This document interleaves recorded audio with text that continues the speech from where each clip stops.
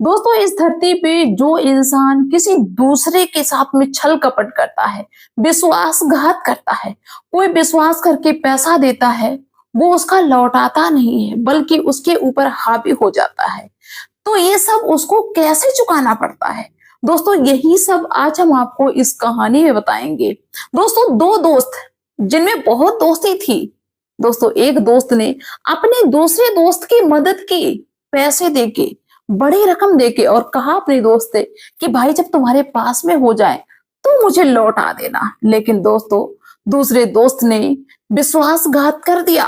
उसने सोचा मुझे पैसे वापस ना करना पड़े, इसलिए अपनी दोस्त को ही मरवा दिया जिसने मदद की थी। दोस्तों इसके बाद में फिर क्या होता है उसके साथ में, उस दोस्त के साथ में जिसने विश्वासघात किया, सुन के आप भी चौंक जाएंगे। तो चलिए दोस्तों पूरी कहानी को बताते हैं कि आखिर में क्या हुआ था उनके साथ में। आप सभी का बहुत बहुत स्वागत है मेरे YouTube चैनल में एक और नए वीडियो में। दोस्तों एक गांव, जिस गांव में दो दोस्त रहते थे। एक का नाम था बीरेंद्र और एक का नाम था सुनील। जो बीरेंद्र था वो एक सेठ का लड़का था।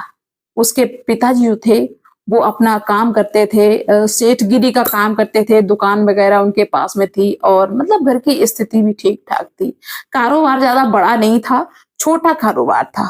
तो बीरेंद्र का जो दोस्त था सुनील, सुनील अच्छे घर से था। सुनील के पिताजी के पास में बहुत प्रॉपर्टी थी, पुरानी जमीन थी, पैसा था, गाड़ी बंगला सब कुछ था, किसी भी चीज की कोई कमी नहीं थी। और सुनील अपने माँ बाप का इकलौता बेटा था। सुनील की कोई बहन भी नहीं थी। दोस्तों ये दोस्त बहुत अच्छे होते हैं और इनकी दोस्ती भी बड़े अच्छे से चलती है। एक दूसरे के लिए ये हमेशा खड़े रहते हैं और साथ साथ में पढ़ते हैं, साथ में आना जाना, खाना पीना सब कुछ इनका साथ में ही होता है। दोस्तों और वक्त आगे बढ़ता है, ये दोनों दोस्त जवान हो जाते हैं।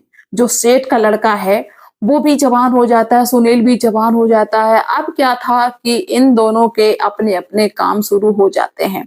जो सेठ का लड़का था वो अपने पिताजी के कारोबार में हाथ बटाने लगता है और वो ये अपने पिताजी से कहता है कि पिताजी अगर और थोड़ा पैसा होता तो हम अपने कारोबार को और आगे बढ़ा लेते, लेकिन मेरे पास में पैसा नहीं है, मैं क्या करूं।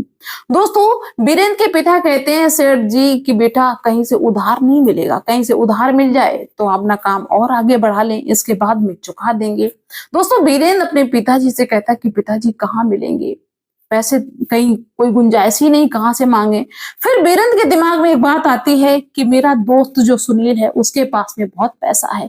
और दोस्तों सुनील के पास में वाकई में बहुत पैसा था और सुनील को घोड़ी चलाने का यानी घोड़ी पे बैठने का, घुड़सवारी करने का बहुत ज्यादा शौक था, जिसके चलते सुनील अपने घर पे एक घोड़ी को भी पाल रखे था। बीरेंद्र अपने पिताजी से कहता है कि पिताजी चिंता ना करो, हम इसका इंतजाम करेंगे।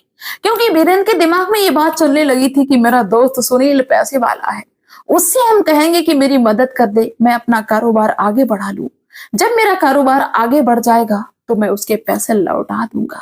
दोस्तों बीरेंद्र के पिता कहते हैं कि बेटा अगर उसने ना दिया तो। तब बीरेंद्र कहता है कि पिताजी अगर वो ऐसे नहीं देगा तो हम उससे कह देंगे कि अपने पैसों पे ब्याज लगा दे। दोस्तों उसके पिताजी कहते हैं कि बेटा तो तुम डायरेक्टली उससे कहना कि मुझे ब्याज पे पैसा दे दे, ताकि वो मना ना करे। बीरेंद्र कहता है ठीक है पिताजी हम उससे बात करेंगे।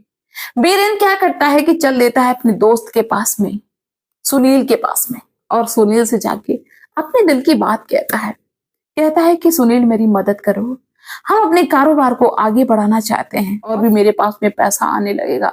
पिताजी कहाँ तक कमाएंगे, हम कोई नौकरी वोकरी की तलाश करेंगे नहीं, बस हम उसी कारोबार को आगे बढ़ाएंगे, लेकिन मेरे पास में पैसा नहीं है। दोस्त तुम्हारे पास में है, बहुत पैसा है, तुम मुझे दे दो और उन पैसों का ब्याज लगा लो, तुम्हारा ब्याज बढ़ता रहेगा, तुम्हारा पैसा बढ़ता रहेगा, जिससे तुम्हें कोई दिक्कत नहीं होगी, तुम्हारे पास में तो इतना पैसा ही है। दोस्तों सुनील अपने दोस्त की बात को मान लेता है। सुनील सोचता है कि चलो अच्छी बात है, मेरे पैसों पे ब्याज लग जाएगा तो मेरा पैसा भी बढ़ता रहेगा, वैसे भी मेरे बैंक में रखा है। दोस्तों सुनील अपने दोस्त को एक बड़ी रकम दे देता है अपने कारोबार को आगे बढ़ाने के लिए। बीरेंद्र अपने कारोबार को आगे बढ़ाता है और इन दोनों दोस्तों में अच्छी दोस्ती भी रहती है, मिलना जुलना रहता है और बीरेंद्र का कारोबार दिन पे दिन बढ़ता जाता है। बीरेंद्र के पास में गाड़ी बंगला सब कुछ हो जाता है। दोस्तों, जब बहुत ब्याज भी बढ़ जाता है उन पैसों का, उन मूलधन का, तो एक दिन सुनील अपने दोस्त से कहता है कि दोस्त, पैसे को वापस करो, मुझे और कुछ खरीदना है, मुझे थोड़ी सी जमीन और खरीदनी है अगर कहीं से मिल जाए। हम भी कुछ चाहते हैं अपना काम शुरू करना। दोस्तों, वीरेंद्र कहता है कि दोस्त, हम तुम्हें बहुत जल्दी वापस कर देंगे पैसा, अभी पैसों का इंतजाम नहीं है। ऐसे करके दोस्तों 3 साल का समय बीत जाता है और वीरेंद्र अपने दोस्त को टरकाता रहता है, क्योंकि ब्याज की वजह से वो पैसा और भी ज्यादा बढ़ चुका था और वीरेंद्र के मन में लालच आ चुका था। वीरेंद्र अपने दिमाग में ये बात सोच रहा था कि अगर कुछ ऐसा चमत्कार हो जाए कि मुझे ये पैसा देना ना पड़े तो कितना अच्छा रहे, मैं पैसे वाला और हो जाऊंगा। इतना पैसा फालतू में मैं इसको कमा कर दूंगा, ये पैसा मेरे पास रहे तो अच्छा है। दोस्तों, वीरेंद्र के मन में कपट आ जाता है और इधर वीरेंद्र के जो पिताजी थे वो भी थक रहे थे, उनको अपने बेटे के मंसूबे के बारे में कुछ भी पता नहीं चल रहा था। दोस्तों, एक दिन की बात है, सुनील अपने किसी काम से दूर गया हुआ था और ये बात वो वीरेंद्र को बता के गया था। वीरेंद्र को ये बात पता थी कि सुनील बहुत लेट लौट के आएगा, देर रात में अपने घर पे लौट के आएगा। वीरेंद्र बहुत ज्यादा खुश था, दोनों अच्छे दोस्त थे। लेकिन दोस्तों, इधर क्या होता है कि सुनील जब लौट रहा था अपने काम को करके, काफी दूरी पे गया हुआ था, वो अपनी घोड़ी पे था। अक्सर वो घोड़ी से ही जाया करता था। दोस्तों, जब वो जंगल के रास्ते से निकल रहा था, अंधेरा हो गया था, तभी कुछ बदमाश सुनील को घेर लेते हैं। सुनील बहुत ज्यादा डर जाता है क्योंकि इकलौता बेटा था घर का। सुनील डर जाता है, सोचता है कि ये बदमाश मेरे पीछे लग गए हैं, ऐसा ना हो ये मुझे किडनैप कर ले। मेरे घर पे तो वैसे भी कोई नहीं है, सिर्फ मेरी माँ घर में अकेली है, माँ मेरी रो रो के मर जाएगी। दोस्तों, सुनील वहां से और तेजी से भागने की कोशिश करता है, लेकिन चारों तरफ से बदमाश घेर लेते हैं। दोस्तों, सुनील को ऐसा लगने लगा कि मुझे कहीं मार ना दे, जिसके चलते सुनील अपनी घोड़ी को चाबुक मारता है कि घोड़ी मेरी यहाँ से भाग खड़ी हो ताकि मेरी जान बच जाए। पता नहीं आज ही मेरे साथ में क्या करेंगे। लेकिन दोस्तों, सुनील की ऐसी किस्मत कि घोड़ी ने वहां से एक कदम नहीं बढ़ाया, वो घोड़ी वहीं पे जाम हो गई। बदमाशों ने घेर लिया और उतार के सुनील की वहीं पे हत्या कर दी। जैसे ही सुनील की हत्या हो जाती है, घोड़ी वहां से भाग खड़ी होती है, घर पे आ जाती है। दोस्तों, सबको पता चलता है कि ऐसे ऐसे सुनील को किसी ने मार दिया है। तो भाई, माँ तो रो रो के पागल हो गई और भी जो नाते रिश्तेदार जो सुनता है, सभी लोग हैरान कि ये क्या हुआ, किसने किया। लेकिन कोई भी सुराग नहीं लग रहा था और घर में कोई हो तो इस चीज के पीछे पड़े कौन हो जो भाई इसकी तहकीकात करवाए। ऐसे करके माँ रो पीट के चुप हो जाती है। इधर जो बीरेन था वो बहुत ज्यादा खुश। बीरेन सोचता है कि ये बढ़िया रहा, अब मुझे पैसे भी नहीं देने पड़ेंगे। दोस्तों, वीरेंद्र की खुशी का ठिकाना नहीं रहता है। लोगों को समझ में नहीं आता है कि वीरेंद्र को कौन सी ऐसी जड़ी बूटी मिल गई जिसकी वजह से ये इतना खुश रहता है। दोस्तों, वीरेंद्र की शादी भी हो जाती है, वीरेंद्र की पत्नी घर में आ जाती है, खुशियों का माहौल हो जाता है और शादी के 2 साल बाद वीरेंद्र के घर में एक बेटा जन्म लेता है।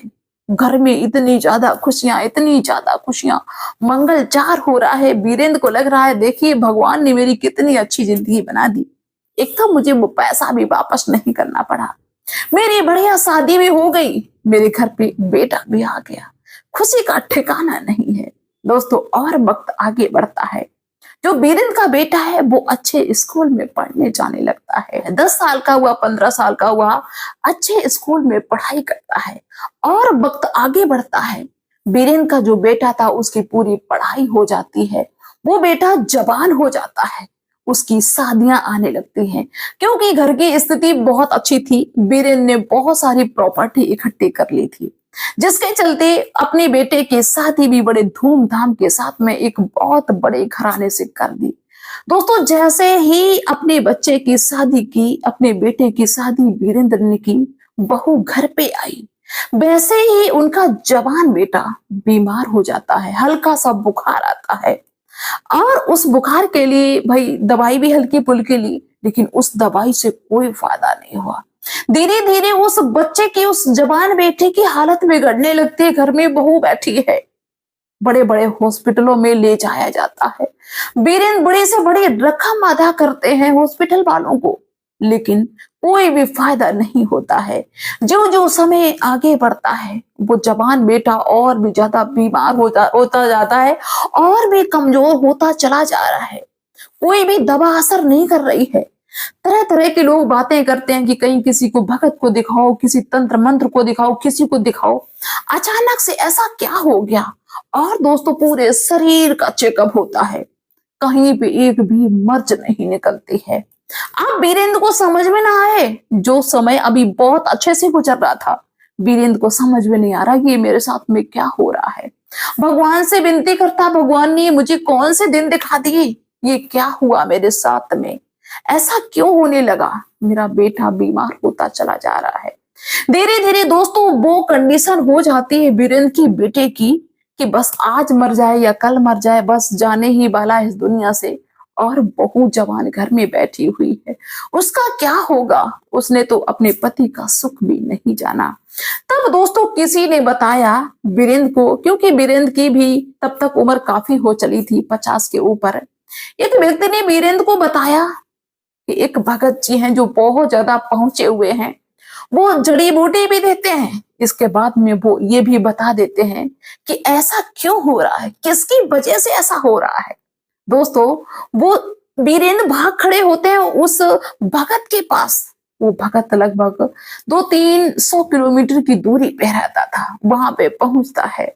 भगत जी बहुत ज्यादा आदर करते हैं, स्वागत करते हैं, कहते हैं कि तुम विपत्ति के मारे हुए हो।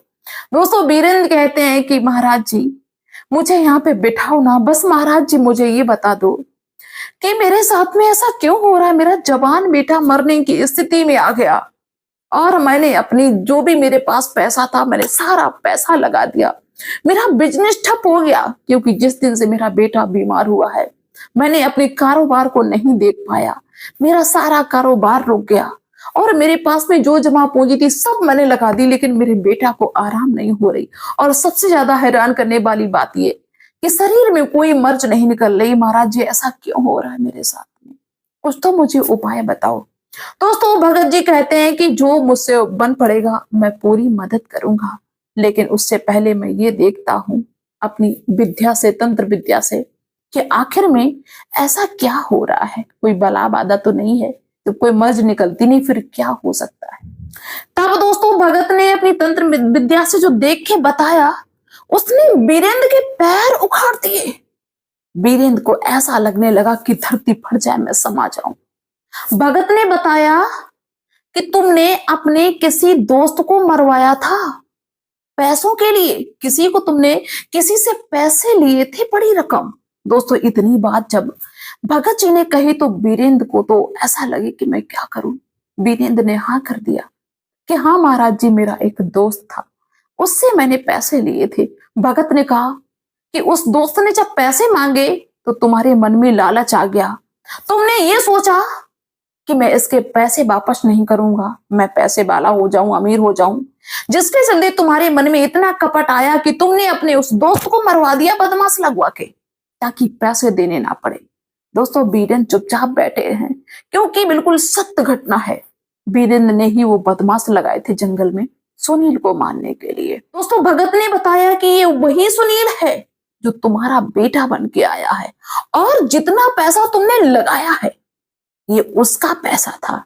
ये अपने उन पैसों का हिसाब करवाने आया है तुमसे, और बस थोड़ा और बचा है इसका पैसा। वो पैसा ये करवाएगा अपने अंतिम संस्कार में। तुम्हारा बेटा बहुत जल्द यहां से जाने वाला है, क्योंकि उसके पैसों का हिसाब हो चुका है। तुमको लग रहा था कि पैसा मेरा बच गया, लेकिन उसने अपना हिसाब करा लिया ब्याज सहित। जितना उसका पैसा ब्याज सहित बना था पूरा उसका लग चुका है, बस थोड़ा बचा है। दोस्तों वीरेंद्र को समझ में आ गया अब, लेकिन वीरेंद्र कर भी क्या सकते हैं। तो वीरेंद्र ये कहते हैं कि महाराज जी चलो, मैंने तो गलती की है, मुझे अपनी गलती की सजा मिल रही है, लेकिन मेरे घर में जवान बहू है, उसके साथ में तो अन्याय हो रहा है। उसने कौन सी गलती कर दी जिसकी वजह से उसको सजा मिली है।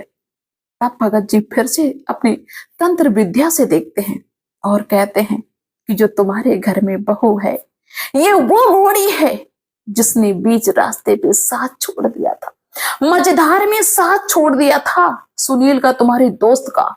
अगर उस दिन उस घोड़ी ने थोड़ी सी मदद कर दी होती, बचा लिया होता, तो सुनील की जान नहीं जाती। उस घोड़ी ने मझधार में छोड़ दिया था, इसीलिए आज ये तुम्हारा जो बेटा है अपनी पत्नी को मझधार में छोड़ के जा रहा है। ये उसका हिसाब है, और जो तुमने इलाज किया करवाया ये उसका हिसाब है पैसों का। दोस्तों, जब ये सच्चाई वीरेंद्र के सामने आती है तो वीरेंद्र को ऐसा लगता है कि मैं अब कुछ कर ही नहीं सकता। घर लौट के वापस जाता है। बेटे की मौत हो गई, वीरेंद्र अपनी करनी पे पछताता है कि मुझे कुछ नहीं मिला, मेरे हाथ में कुछ नहीं रहा। मैंने अपने अच्छे दोस्त को गंवा दिया, मैंने अपने बेटा को गंवा दिया, संपत्ति को गंवा दिया, कारोबार को गंवा दिया, मेरे हाथ में कुछ नहीं रहा। बेटे का अंतिम संस्कार करते हैं वीरेंद्र। जो भी हिसाब किताब था वो अंतिम संस्कार में जो पैसे लगे उनसे पूरा हो जाता है। बहू भी घर छोड़ के चली जाती है। तो इस तरह पूरे घर की बर्बादी हो गई। तो दोस्तों, जिन लोगों को ऐसा लगता है कि मैं किसी की जमीन हड़प लूंगा, किसी के साथ छल कपट कर लूंगा, किसी को मरवा दूंगा तो मैं बहुत बड़ा शहंशाह बन जाऊंगा, ऐसा कुछ नहीं होता है। उसका हिसाब करवाना पड़ता है। जिसके घर में भी जो घटनाएं होती हैं वो किसी ना किसी से जरूर जुड़ी हुई होती हैं, और उनमें पूरे फैमिली मेंबर इन्वॉल्व होते हैं। किसी ना किसी से कोई ना कोई कनेक्शन जरूर होता है। तो भाई मेरे, कभी किसी के साथ में ऐसा अन्याय ना करना जिसको तुमको भरना पड़े। अगर तुमने एक भी चवन्नी किसी का लिया है तो उसका देख के जाना, लेना कभी नहीं। और अगर बाय द वे कुछ ऐसा किसी के साथ में हो जाता है, किसी के साथ में घटना हो गई और तुमने उसके पैसे नहीं दे पाए, तो उसके नाम से दान कर दो, गरीबों में बांट दो, मंदिर में दान कर दो, तुम्हारा अदा हो जाएगा। लेकिन अपने मन में कपट मत लाना कि उसका मैंने पैसा दिया नहीं तो अब ये बच गया। तो चलिए, आप लोग अपनी राय अवश्य रखना। मिलते हैं नेक्स्ट वीडियो में, तब तक के लिए बाय सभी को।